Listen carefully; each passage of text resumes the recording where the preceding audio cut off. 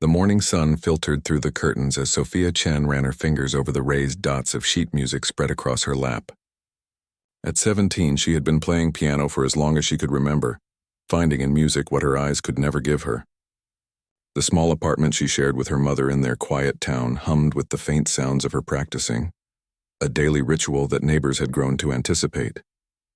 "Sophia, there's a letter for you," her mother called from the kitchen, the scent of jasmine tea trailing behind her words. Sophia lifted her head, her unseeing eyes bright with curiosity. "A real letter? Who even sends those anymore?" Her mother chuckled, placing the envelope in Sophia's outstretched hand. "It feels important. Thick paper." Sophia traced her fingers along the edges. "Can you read it to me?" The sound of tearing paper filled the room, followed by her mother's sharp intake of breath. "What is it?" Sophia asked, her heart suddenly racing. "It's from the National Conservatory of Music," her mother said slowly. "You've been invited to attend a special master class with—" She paused. "With Victor Rostov." Sophia's hands froze over her sheet music. Even in their small town, Victor Rostov's name carried weight. He was a legend, a pianist whose recordings Sophia had worn out from repeated listening, whose techniques she had tried to mimic for years. "That's impossible," Sophia whispered. "How would he even know about me?" "It says your performance video from the regional competition caught his attention. The masterclass is next week. Only 12 students from across the country were selected." Sophia stood up so quickly that her sheet music scattered across the floor. "I have to go. This is everything." Her mother knelt to gather the fallen papers, her movements hesitant. "Honey, I'm not sure this is a good idea." "What?" "Why not? Victor Rostov is— well, he has a reputation. I've read about how he treats students. He can be cruel, especially when he thinks someone doesn't meet his standards." Sophia's excitement dimmed slightly. She had heard the rumors too. Stories of talented pianists leaving his master classes in tears, of careers derailed by a single cutting remark from the maestro. "I can handle criticism. Mom, I've been dealing with people underestimating me my whole life." "This is different," her mother insisted. "He once made a violinist from the Philharmonic quit mid-performance. The man had been playing professionally for 20 years. Sophia sank back onto the piano bench, her fingers automatically finding the keys. She played a soft, thoughtful melody, something she did when she needed to think.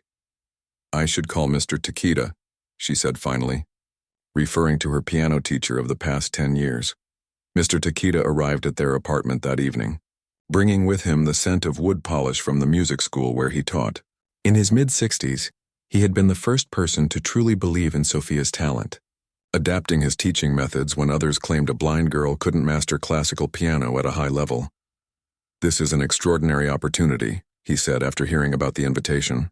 His voice, always calm and measured, carried more excitement than Sophia had ever heard from him. "Rostov rarely takes interest in young pianists unless he sees something truly special. But his reputation," Sophia's mother began, "is well earned," Mr. Takeda acknowledged. "He is demanding, sometimes harshly so. But Sophia, he can open doors that would otherwise remain closed to you." Sophia ran her fingers over the keys without pressing them down. "Do you think I'm ready?" There was a pause, one that stretched just long enough to make her stomach tighten. "No student is ever truly ready for Victor Rostov," Mr. Takeda said finally. "That's not the point. The question is whether you have something to say with your music that he needs to hear, and that I believe you do." Over the next few days, Sophia practiced until her fingers ached and her mother had to remind her to eat. Mr. Takeda came by every evening, listening critically and offering suggestions, pushing her harder than he ever had before. "Which piece should I play?" Sophia asked on the third day of this intense preparation. "Rostov respects ambition," Mr. Takeda replied. "The Rachmaninoff you've been working on. It's difficult, but it showcases your strengths." Sophia nodded, though doubt crept in. The piece had sections she still struggled with, complex fingerings that required precision she wasn't sure she had mastered. But she trusted Mr. Takeda's judgment. The week passed in a blur of practice sessions and anxious nights. The night before her departure, Sophia sat at her piano long after she should have been asleep, playing the Rachmaninoff piece over and over, trying to work out the final troublesome passage. "You should rest," her mother said softly from the doorway. I can't get this part right, Sophia replied, frustration evident in her voice. If I mess this up tomorrow, then you mess up, her mother said, coming to sit beside her on the bench. And the world keeps spinning. Sophia leaned against her mother's shoulder. You don't understand. This could change everything. I do understand, her mother said, gently tucking a strand of hair behind Sophia's ear. That's what scares me. But I also know that whatever happens tomorrow, you're still the girl who plays so beautifully that Mrs. Wu from next door sits on her balcony during your practice time just to listen. The next morning arrived with rain pattering against the windows. Sophia packed her special Braille sheet music into her bag with careful hands. Her mother had ironed her best dress, a deep blue one that complemented her skin tone, though Sophia knew the color only from description. The train ride to the city stretched for 3 hours. Sophia sat with her hands folded in her lap, mentally playing through her piece, her fingers making tiny movements in the air. Are you nervous?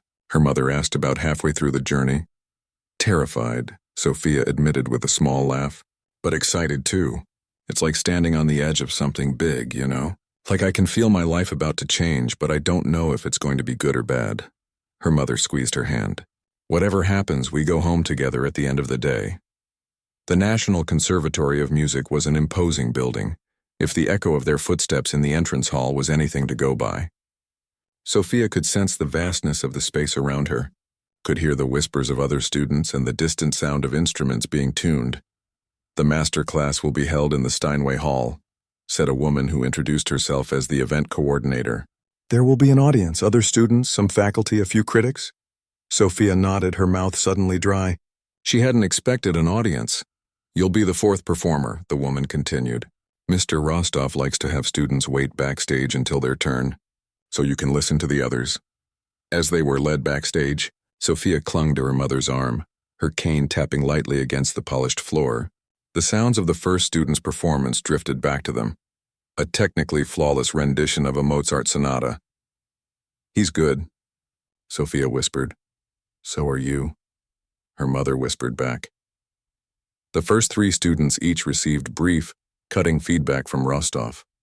His voice was deeper than Sophia had imagined, his Russian accent more pronounced when he was displeased, which seemed to be most of the time. Mechanical. You play like a well-programmed computer, he told the first student. To the second, if you're going to attempt Chopin, at least understand the emotion behind the notes. And to the third, a girl who had played a complex Liszt piece, technically adequate. But where is your voice? I hear Liszt, but I don't hear you.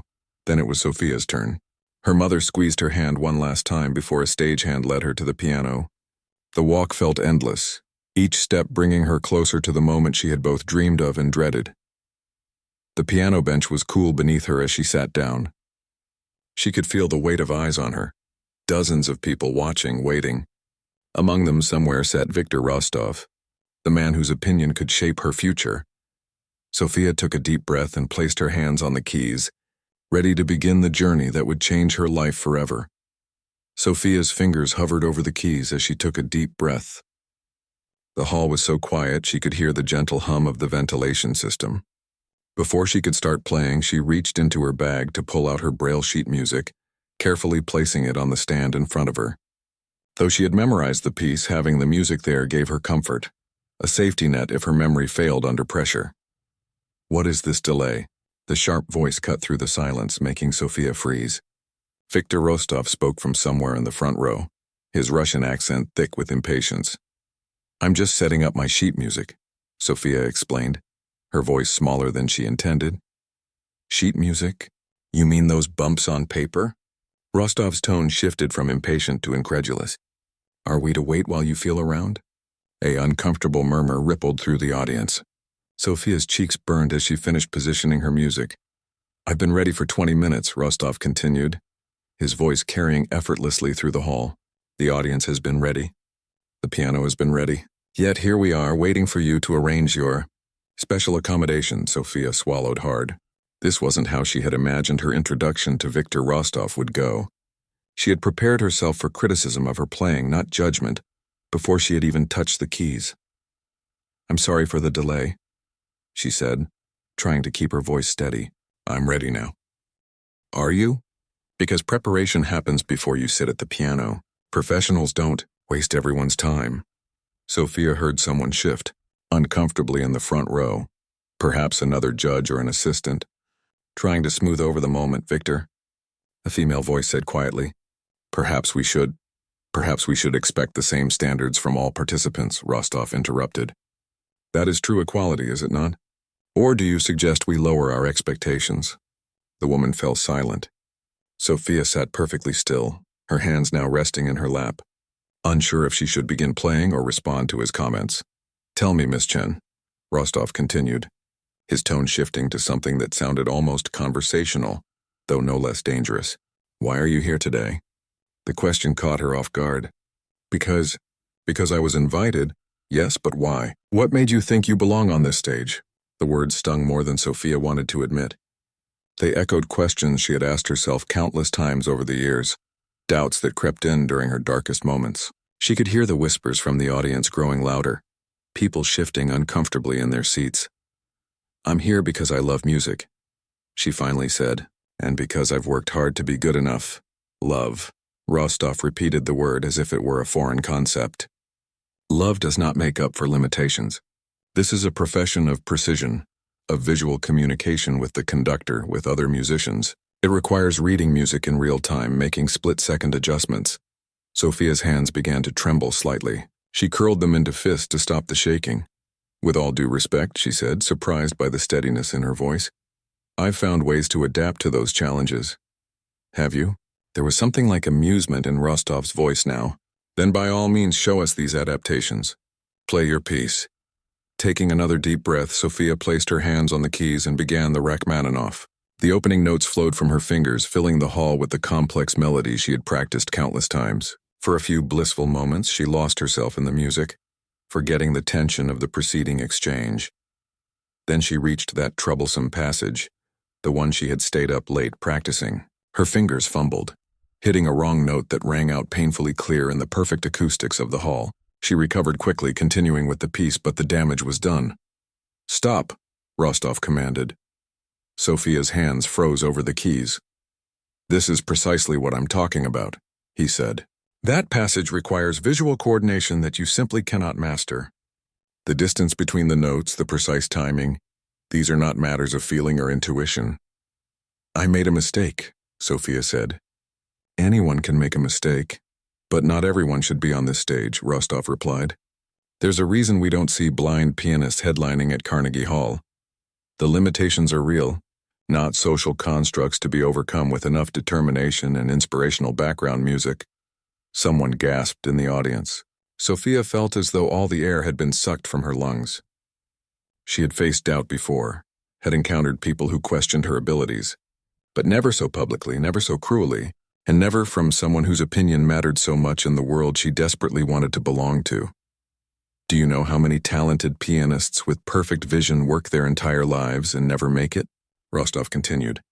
The competition is brutal enough without adding unnecessary hurdles. I believe in honesty, Miss Chen. False hope is a cruelty, not a kindness. The hall had gone completely silent. Sophia could feel tears threatening to spill, but she blinked them back furiously. She would not cry here, not in front of this man. Victor, that's enough. The same female voice from earlier said, louder this time. This is inappropriate. What's inappropriate is wasting the time of serious musicians and critics on what amounts to an inspirational human interest story. Rostov shot back. Tell me, would you have invited her if she weren't blind? If this were purely about talent? Sophia felt something crack inside her, a dam holding back years of insecurities and doubts. The tears she had been fighting spilled over, trailing down her cheeks. She wiped them away quickly, hoping no one had noticed, but knowing everyone probably had. I'd like to try again, she said quietly. What? Rostov sounded genuinely surprised. I'd like to play my piece again. From the beginning. A short laugh escaped Rostov. Did you not hear what I just said? This isn't a feel-good movie where perseverance overcomes all obstacles. Victor, another voice joined in, male this time, with authority. We agreed each student would have their full time. Let her play. A tense silence followed, during which Sophia imagined Rostov and the other judge staring each other down. Finally, Rostov sighed dramatically. Fine, play your piece again, though I don't see the point. Sophia positioned her hands once more but found herself hesitating. The Rachmaninoff suddenly felt wrong, not just because of the difficult passage she had fumbled, but because it wasn't truly hers. It was someone else's composition, someone else's emotion. If this was going to be her only chance on this stage, her only moment to prove herself to Victor Rostov and everyone else in that hall, shouldn't it be with something that came from her own heart? In that split second, Sophia made a decision that would change everything. She bypassed the Rachmaninoff entirely and instead let her fingers find the opening notes of a piece she had been composing privately for years but had never performed in public. It was a piece that told her story, not the inspirational narrative Rostov had mockingly referred to, but the complex reality of her life, with all its struggles and triumphs, its moments of darkness and unexpected beauty.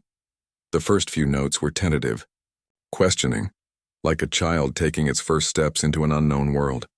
As her confidence grew, so did the complexity of the melody, building layers of sound that filled the hall with something entirely new and unexpected. Sophia could feel the shift in the atmosphere. The uncomfortable tension gave way to something else, curiosity perhaps, or surprise. She couldn't see Rostov's face, couldn't know if he was rolling his eyes or sitting up straighter, but she could sense that she had at least caught him off guard. For the first time since arriving at the conservatory, Sophia felt herself smiling. Whatever happened next, she was finally playing her truth, not trying to fit into someone else's expectations. The piece flowed from a place deep within her, each note a word in a language that was uniquely hers but somehow universally understood. As she neared the end of the first movement of her composition, Sophia realized something strange and wonderful was happening. The hall had gone completely silent again, but not with the uncomfortable tension of before. This was a different kind of silence, the kind that happens when people are holding their breath, afraid to miss even a single note. And in that silence, Sophia found her answer to Rostov's question. This was exactly why she belonged on this stage. Not despite her blindness, but with it, with all the unique perspectives and adaptations it had forced her to develop. Her fingers flew across the keys with growing confidence, building toward the climax of the movement. She was no longer playing for Rostov's approval or for her future career. She was simply playing the truth of who she was, leaving the judgment to others. And somehow that freedom made her play better than she ever had before. Time seemed to stand still as Sophia paused between movements of her original composition. The hall remained eerily quiet, the audience holding its collective breath. In that moment of stillness, memories washed over her, a lifetime of moments that had led her to this pivotal crossroads. She remembered being 6 years old, her small fingers touching piano keys for the first time. Her mother had taken her to the community center where an old upright piano sat mostly forgotten in the corner. "Go ahead," her mother had urged. "Press 1. That first note, a middle C, though she hadn't known its name then, had rung out clear and true, sending a shiver of delight through her tiny body. It was the first time she'd created something beautiful entirely on her own. She remembered Mr. Takita's first lesson, how patient he'd been when she struggled to understand musical notation through touch. Music doesn't live on the page, he'd told her. It lives in the air, in the space between notes, in the silence that makes the sound matter. You can feel that as well as anyone, maybe better. She remembered the first competition she'd entered at age 10. The whispers as she was led to the piano. How sad, someone had said, not bothering to lower their voice enough. They're just letting her play to be nice. She'd won second place that day. Not because they were being nice, the judges had been brutally honest with every contestant, but because she'd played with her whole heart while others played only with their fingers. She remembered her first standing ovation at 14, the thunderous applause washing over her like a physical wave, carrying with it a sense of belonging she'd rarely felt outside of music. And she remembered the darker moments too. The online comments on videos of her performances, amazing for a blind girl, or so inspirational but rarely just incredible pianist. The teacher who had refused to work with her before Mr. Takita stepped in. The constant need to prove herself, over and over, to people who had already decided what she could or couldn't do before she played a single note. All these memories crashed through her mind in the space between heartbeats as she sat at the piano in the National Conservatory, Victor Rostov's cruel words still hanging in the air. She could walk away now. Part of her wanted to. The part that had believed Rostov's cutting assessment. The part that whispered her own doubts back to her in the darkest hours of the night. She could leave this stage with her dignity somewhat intact, return to her small town, continue teaching piano to beginners at Mr. Takita's studio, and live a quiet, comfortable life making the music she loved in a smaller pond. It would be easier, safer. But then she thought of the letter her father had left her before he died when she was 9. She kept it by her bedside, though she couldn't read it herself. Her mother had read it to her so many times that Sophia had memorized every word. "My little songbird," it began. "The world will try to clip your wings 1,000 times in 1,000 different ways. Some will do it with cruelty, others with what they think is kindness. Both are cages. The only way to truly fly is to break free of what others think you should be and soar as exactly who you are. Your music will be your wings if you let it." Sophia took a deep breath. Her father had been right. This moment wasn't about proving Rostov wrong. It was about being true to herself regardless of his opinion or anyone else's. Her mind made up, Sophia straightened her back and placed her fingers on the keys once more. The second movement of her composition began softly, almost a whisper. Unlike the tentative questioning of the first movement, this one started with quiet determination, a simple melody that spoke of resilience. As the piece progressed, Sophia wove in elements of the classical training she'd received, paying homage to the masters who had come before, while adding unexpected turns that made the composition uniquely hers. A hint of Bach's mathematical precision gave way to Chopin's emotional depth, then transformed into something entirely new, music that couldn't be neatly categorized or labeled. She thought of her piece as telling a story without words. The second movement was her journey, the struggles, the moments of doubt, the small victories that had kept her going. Her fingers moved with increasing confidence, no longer playing from memory or from feeling the braille notations, but from somewhere deeper, a place where the music already existed, waiting to be released into the world. Somewhere in the audience, someone coughed. The small sound broke the spell for just a moment, reminding Sophia of where she was and what was at stake. A flicker of doubt threatened to break her concentration, but she pushed it aside, diving deeper into the music, letting it carry her forward. The third movement began without pause, flowing naturally from the second. This part of her composition had always been the most challenging for her to play, not because of technical difficulty, though it had plenty of that, but because of the raw emotion it contained. It was music born from the grief of losing her father, from the frustration of facing barriers that others didn't even see, from the joy of finding her voice in a world that often tried to silence it. As the complex harmonies filled the hall, Sophia felt tears welling up again, but these weren't tears of shame or hurt. They were the natural release that came with finally sharing something so personal, so true, that it could no longer be contained. She wasn't playing for Rostov anymore. She wasn't playing for the critics or the other students or even for her own future. She was playing for that 6-year-old girl who had fallen in love with a middle C, for her father who had believed in her wings, for Mr. Takita, who had given her the tools to fly, and for her mother who had stood by her through every storm. Somewhere in the middle of this movement, something shifted in the hall. Sophia couldn't see it, but she could feel it. A change in the energy, a collective leaning in. The silent tension that had filled the room during Rostov's harsh words had transformed into a different kind of tension. The held breath of people witnessing something unexpected and powerful. She heard a soft gasp from somewhere to her left, one of the judges, perhaps, as she transitioned into a particularly complex section. The passage required her hands to cross over each other repeatedly, a visual challenge that she had spent months mastering through touch and spatial awareness. It was exactly the kind of thing Rostov had claimed she couldn't do, and she executed it flawlessly, her fingers finding each key with precision that came from countless hours of practice. The music built to a crescendo that filled every corner of the hall before suddenly dropping to a near whisper again, a question hanging in the air. What comes after struggle? After doubt? After pain? The answer came in the fourth movement, which began so smoothly from the third that they seemed like different facets of the same thought. This final section of her piece was about transformation, about emerging on the other side of challenge not unchanged, but unbroken. The melody here was simpler, cleaner, but no less powerful. It spoke of acceptance, Not resignation to limitations, but acknowledgement of the full truth of who she was, blind pianist and all. The complexities of the earlier movements resolved into something that felt both inevitable and surprising, like the answer to a question you didn't know you were asking. As Sophia played the final minutes of her composition, she felt strangely at peace.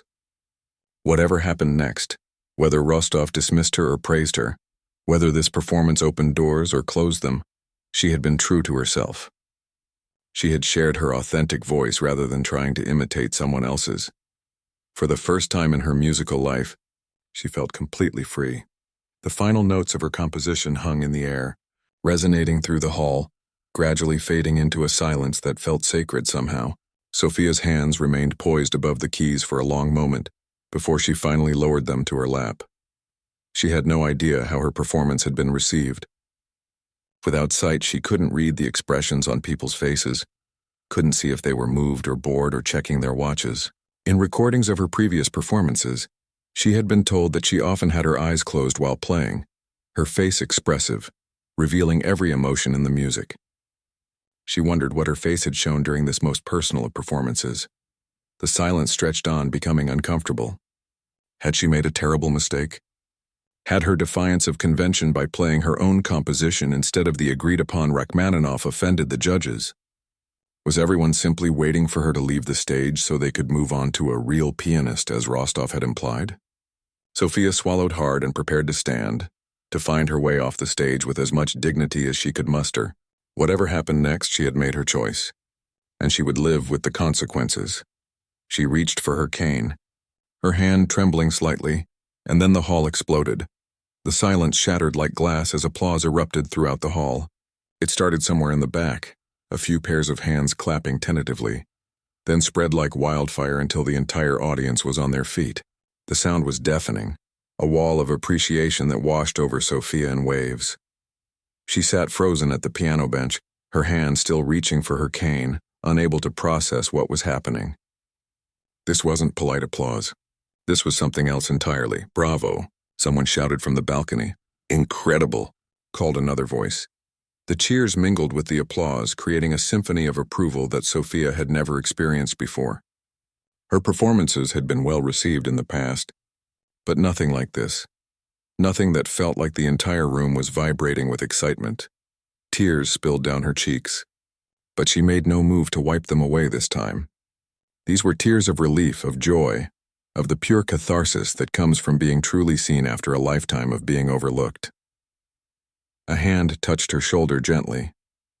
"Miss Chen," a woman's voice said close to her ear, loud enough to be heard over the continuing applause. "They're giving you a standing ovation. Everyone in the hall is on their feet." Sophia nodded, unable to speak past the lump in her throat. She wanted to remember this moment forever.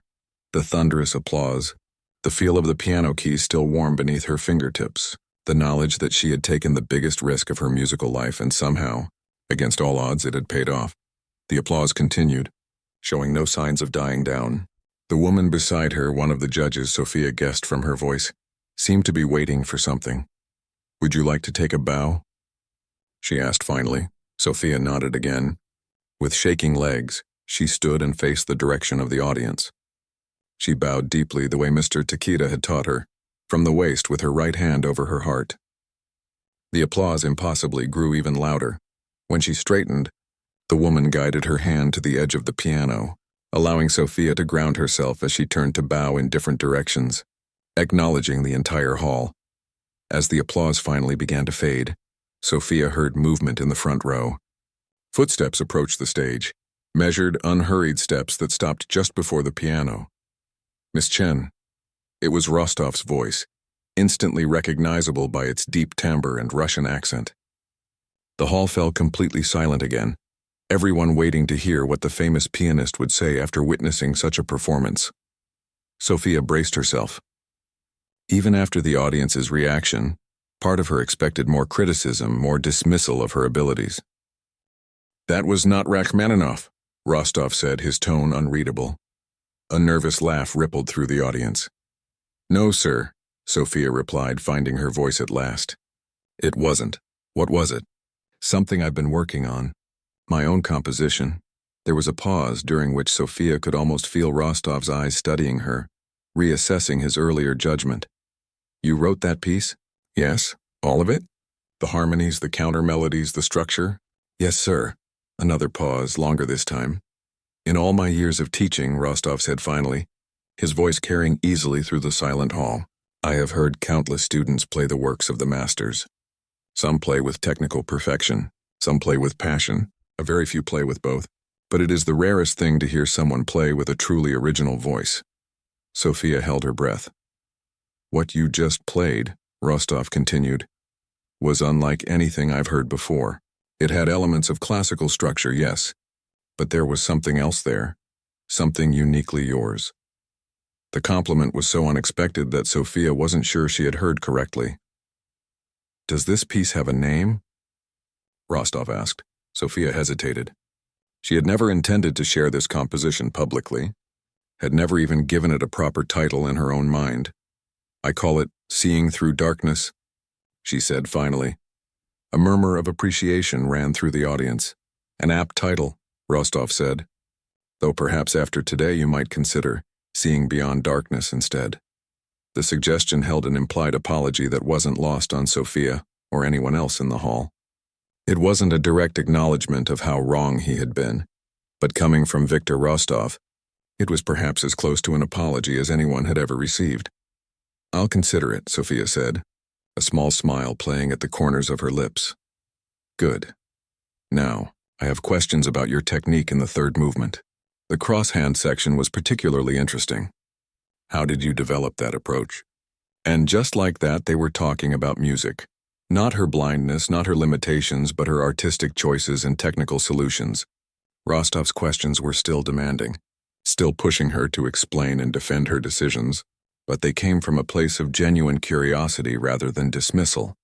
As they spoke, Sophia could hear the audience shifting in their seats, leaning forward to catch every word of this unexpected exchange between the renowned pianist and the student he had so cruelly dismissed just minutes ago. The transition between the third and fourth movements, Rostov said, had echoes of Debussy but with a modern sensibility. Were you consciously referencing him there?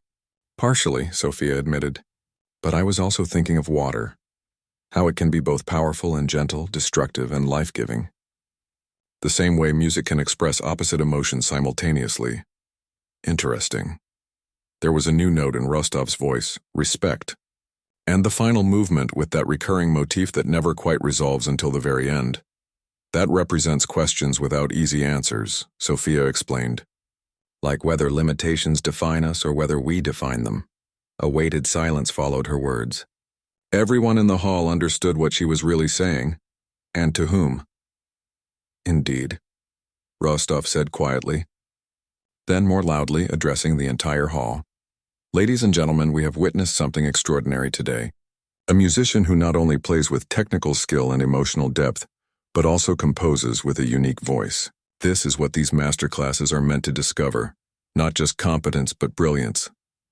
Sophia's heart felt like it might burst from her chest. Miss Chen, Rostov continued, I owe you an apology. I made assumptions based on what I perceived as limitations. You have proven that true musicianship transcends such concerns. The hall erupted in applause again. Sophia stood speechless, hardly able to believe what she was hearing. An apology from Viktor Rostov was rarer than a perfect performance of Liszt's most difficult works. When the applause died down, Rostov spoke again, his tone more businesslike. I would very much like to hear more of your compositions. Do you have others? Several, Sophia said. Some more finished than others. Excellent. And have you considered recording them? No, not seriously. I've made simple recordings for my own reference, but nothing professional. That needs to be remedied, Rostov said decisively. Talent like yours should be heard widely. Sophia's mind raced. Was Viktor Rostov, the Viktor Rostov, suggesting what she thought he was suggesting? In fact, Rostov continued, I happen to know several people at Harmony Hall Records who would be very interested in hearing your work. With your permission, I would like to arrange an introduction. Whispers spread through the audience. Harmony Hall was one of the most prestigious classical music labels in the country. Their artists performed in the world's greatest concert halls, their recordings reviewed in major publications. Yes, Sophia managed to say. Yes, I would appreciate that very much. Good. We'll speak more after the masterclass concludes. Now I believe we have other students waiting to perform. With that, Rostov returned to his seat, leaving Sophia standing by the piano in a state of stunned disbelief. The woman who had helped her with the bows now gently touched her elbow, guiding her toward the steps leading off the stage. That was beautiful, the woman whispered. I've never seen him react that way to anyone. Sophia clutched her cane tightly, her legs still shaky as she made her way back to where her mother waited in the wings. As soon as she was off stage, her mother enveloped her in a tight hug. My brave, brilliant girl, her mother whispered, her voice thick with tears. I've never been more proud. Did that really just happen? Sophia asked, still dazed. Every bit of it, her mother confirmed. Viktor Rostov practically ate his words in front of the entire hall. And that standing ovation, people were stomping their feet and cheering like at a rock concert. I just played what I felt, Sophia said simply. And that's exactly why it was so powerful. You weren't trying to be anyone else. You were fully beautifully you. As they spoke, Sophia became aware of people gathering nearby. Students who had been backstage during her performance, conservatory staff, even some audience members who had made their way behind the scenes. That was amazing, said a young man's voice. I got chills during the third movement, added someone else. Are you really going to record with Harmony Hall? Asked a third voice filled with undisguised awe. The questions and compliments came rapid fire, too many for Sophia to process. Just an hour ago, she had been an unknown student from a small town, trembling at the thought of playing for Viktor Rostov. Now people were treating her like a celebrity. Through the excited chatter, Sophia heard her mother's phone chime repeatedly. What's that? She asked. Your performance? Her mother said, sounding surprised. Someone recorded it on their phone and posted it online. It's already getting shared like crazy. My friends back home are texting me about it. But it just happened, Sophia said, confused. That's how things work now, someone nearby explained. When something amazing happens, the whole world can see it within minutes. The thought was both thrilling and terrifying. Sophia had always played for the love of music, for the joy it brought her and those who listened. The idea of strangers around the country, maybe even around the world, hearing her most personal composition was overwhelming. But as the backstage buzz continued around her, as more students from the masterclass came to introduce themselves and ask about her composition process, as staff members discreetly passed her their cards for when you're ready to discuss performance opportunities, Sophia began to understand that something fundamental had changed. She had walked onto that stage as one person and walked off as another, not because she had played differently than she ever had before, but because for the first time, people were truly listening. 6 months had passed since that life-changing day at the National Conservatory, and Sophia Chen's world had transformed in ways she could never have imagined. She stood backstage at Lincoln Center, her fingers running lightly over the fabric of her concert gown, a deep blue silk that her mother had described as the exact color of the night sky just after sunset. In a few minutes, she would walk onto one of the most prestigious stages in the world, not as a student or an aspiring musician, but as the featured performer of the evening. 5 minutes, Miss Chen, a stagehand said quietly. Sophia nodded, taking a deep breath to calm the butterflies in her stomach. No matter how many important performances she gave, and there had been many in these past months, she still felt that familiar flutter of nerves before stepping on stage. You ready? Her mother asked, squeezing her hand. As ready as I'll ever be, Sophia replied with a small smile. The journey to this moment had been a whirlwind. The video of her performance at the masterclass had indeed gone viral, just as everyone backstage had predicted. What no one could have foreseen was just how far and fast it would spread. By the next morning, the clip had millions of views across multiple platforms. News outlets picked up the story, framing it as a classic underdog tale. Blind pianist silences critic with extraordinary performance, and musical prodigy proves skeptics wrong and stunning. Debut. While the headlines focused on the drama of Rostov's initial dismissal and subsequent apology, music critics and professionals who watched the video were captivated by something else entirely: the originality and emotional depth of Sophia's composition. It's not merely impressive because of the circumstances, wrote one prominent critic. It would be a remarkable piece regardless of who wrote it or how they performed it. The fact that it comes from a young, previously unknown pianist makes it all the more exciting for the future of classical composition. True to his word, Viktor Rostov had arranged an introduction with Harmony Hall Records. The meeting, scheduled for the week after the masterclass, had led to something unprecedented, a recording contract offered on the spot, not just for a single album but for a 3-record deal. "We want the first album to feature Seeing Beyond Darkness as the centerpiece," the label's artistic director had explained. "But we're equally interested in your other original compositions. What we heard represents a fresh voice in classical music, something that bridges traditional forms with contemporary sensibilities in a way that feels both innovative and accessible." The months that followed were a blur of recording sessions, interviews, and increasingly high-profile performances. Sophia's debut album, released just 3 months after the masterclass, entered the classical charts at number 3, an extraordinary achievement for a new artist, and climbed to number 1 within 2 weeks. Critics praised her distinctive compositional style and technical brilliance that never overshadows emotional authenticity. But what moved Sophia most were the messages from listeners around the world.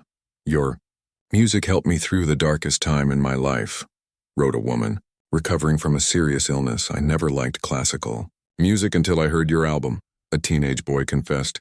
"Now I'm taking piano lessons. My daughter is blind and dreams of being a musician," shared a father from across the country. "You've shown her it's possible." These messages, read to her by her mother or Mr. Takeda, who now traveled with them to major performances as an advisor, reminded Sophia why she had fallen in love with music in the first place: its unique power to connect hearts across all barriers. Not everything had been smooth sailing, of course.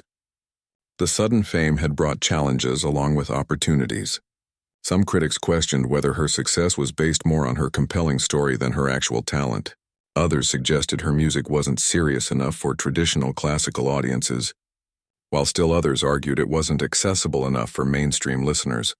There were logistical challenges too: adapting to new venues, working with different orchestras when her pieces required accompaniment, navigating the complex business aspects of the music industry. Through it all, Sophia remained grounded, focusing on what mattered most: the music itself. Which brought her to tonight, her Lincoln Center debut, the culmination of everything that had happened. Since that fateful day at the masterclass, the program would feature her expanded and orchestrated version of Seeing Beyond Darkness, now a 4-movement piece for piano and chamber orchestra. Viktor Rostov himself had helped her develop the orchestration, their initially contentious relationship having evolved into a respectful mentorship. 2 minutes, the stagehand announced. Sophia took another deep breath, rolling her shoulders to release the tension. "I just saw Viktor take his seat," her mother said. 4th row center, just where he said he'd be. Rostov had attended several of her performances over these months, offering critique and encouragement in equal measure. His presence tonight felt like coming full circle. "Is Mr. Takeda here too?" Sophia asked. "Front row, looking prouder than I've ever seen him," her mother confirmed. "And he's wearing the tie you got him for his birthday." Sophia smiled at that detail. The bright blue tie with musical notes had been a silly gift, but Mr. Takeda had been delighted with it. "Something to remember you by when you're too famous to visit an old piano teacher," he'd joked.